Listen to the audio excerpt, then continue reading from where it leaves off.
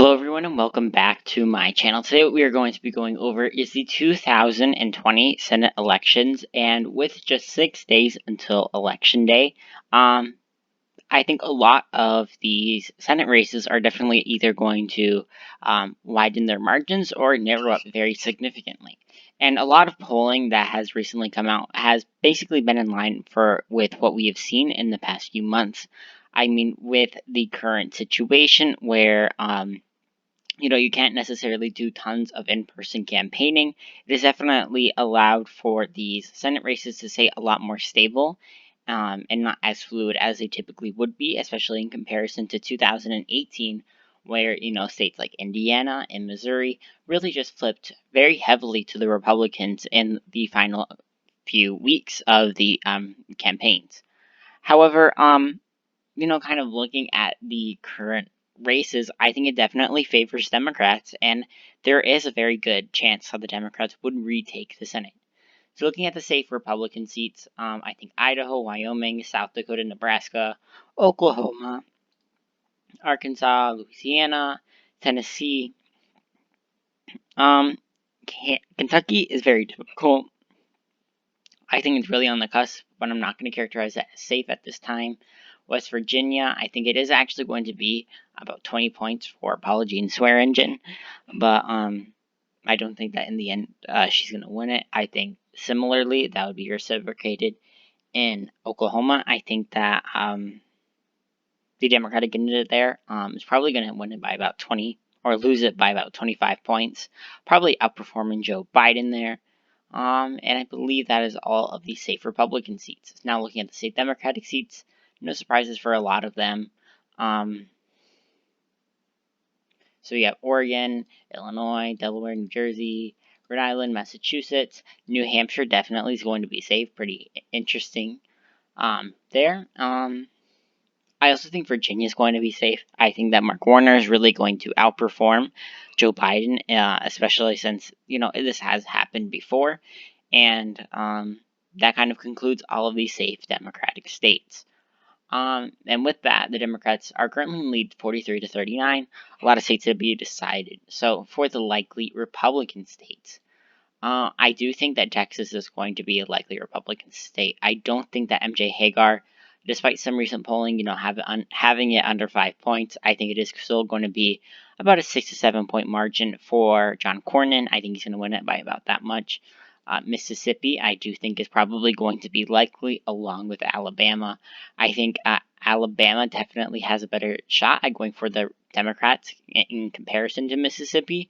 But again, it's going to be very difficult for Doug Jones to retain his seat, especially with recent polling, either having it very tight and internal polling for Doug Jones, or in regular polling, it has him down anywhere between, 7 to 11 points. It is pretty known that Doug Jones is probably going to lose his seat.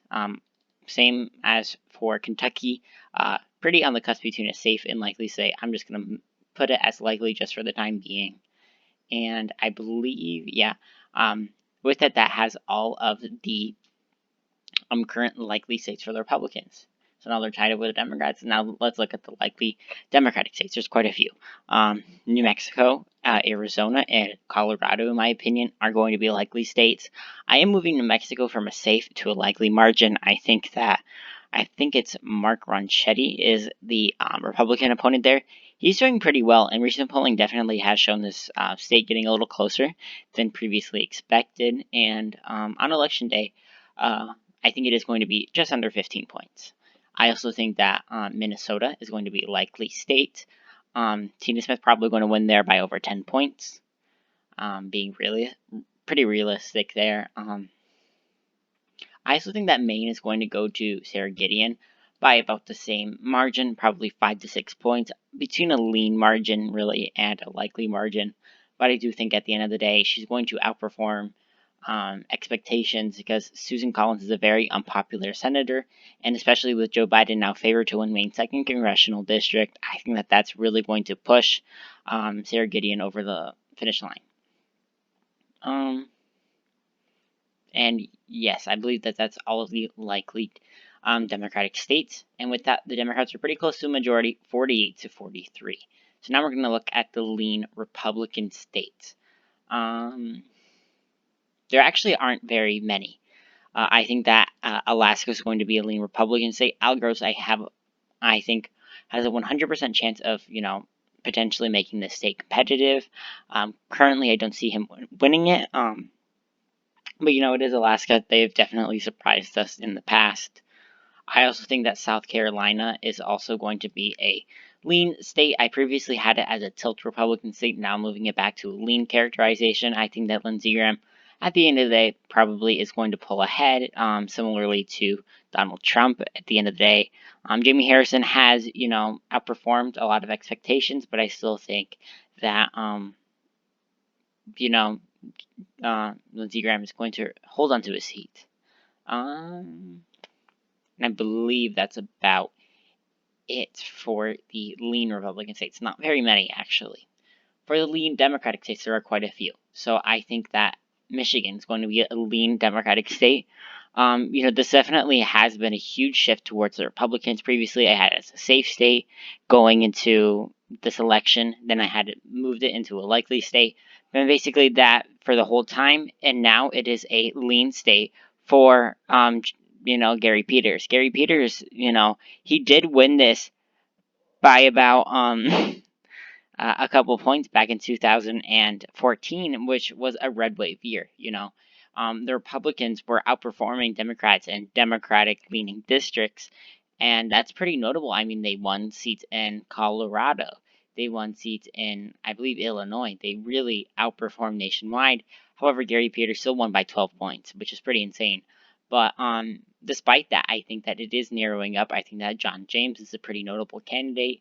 And this is probably going to be on par with the presidential level. I think that if Trump takes the state, John James is probably going to win. Or if Joe Biden takes the state, it's also going to be reciprocated for Gary Peters. But I'm just kind of keeping it in par with my presidential prediction as of this moment. I also think that North Carolina is going to be a lean state as well.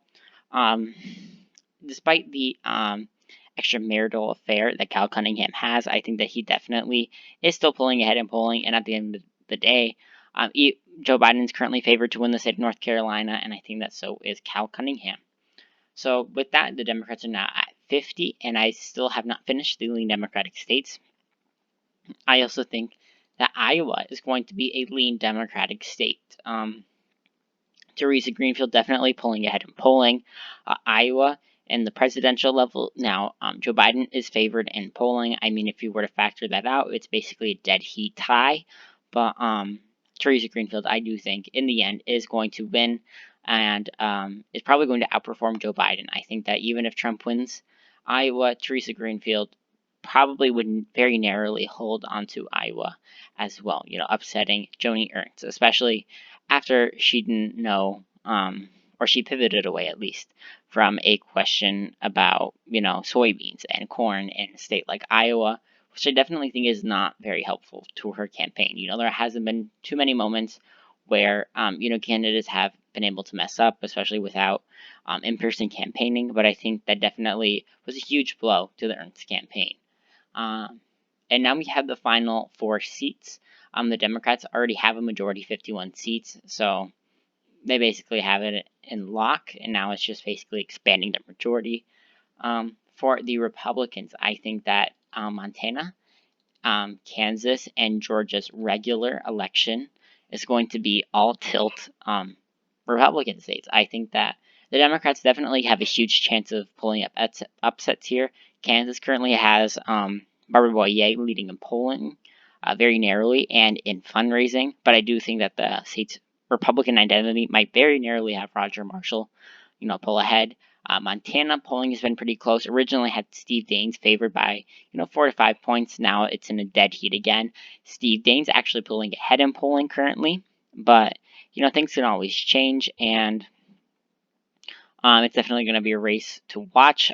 Along within the state of Georgia, I think that Trump is very, very narrowly favored to win the state of Georgia overall, and I think that it's going to, kind of be in hand with the presidential race.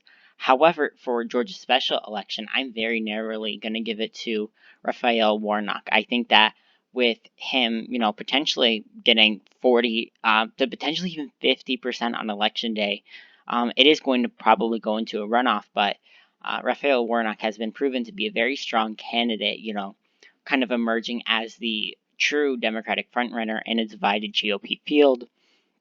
And I think that especially with the increasing chance that Kelly Loeffler is going to be his Republican opponent, I definitely think that he would win. I mean, the head-to-head polling has him ahead by about 5 to 6 points or even more.